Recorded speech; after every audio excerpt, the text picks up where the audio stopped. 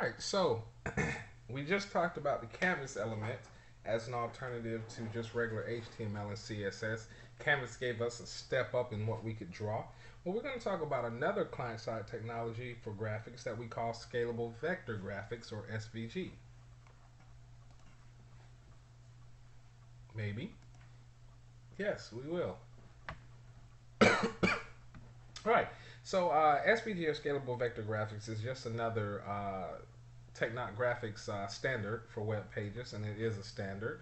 Um, it bridges the gap between HTML and CSS and the Canvas element. So it's kind of a best of both worlds. Things that HTML, CSS lacks, it has. Things that Canvas lacks, it has. Okay, but it does have some drawbacks.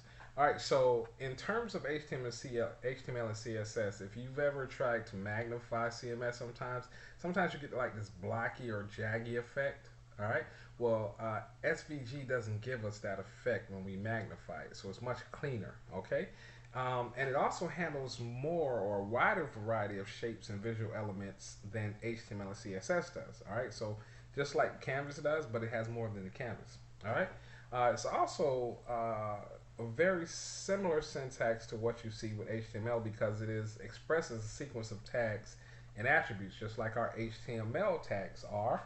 And it is what we call an object-based animation technology. So essentially you just have objects and you manipulate these objects using what we call a draw-redraw approach, all right?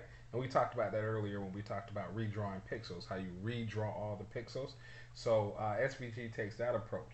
All right. It also supports declarative animation that we talked about earlier. So we declare the animation that should occur, and the technology handles that animation for us.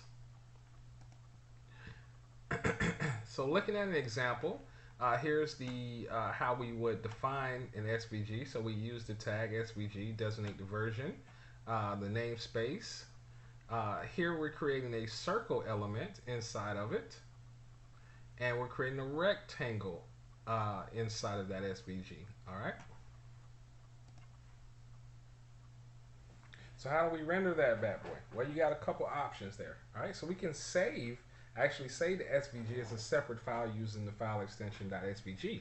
Once we do that, it can actually be opened directly in the browser. However, you won't see anything else because that's the only thing in the file. All right. We also have the choice of referencing in our HTML page using an iframe. All right. So we can say iframe, here's an example. Iframe, we can set the source to be the SVG file that we want to specify the width and the height, and the SVG will display within the iframe itself. All right. And we can also include the SVG within the HTML tag so we can inline it if we so chose.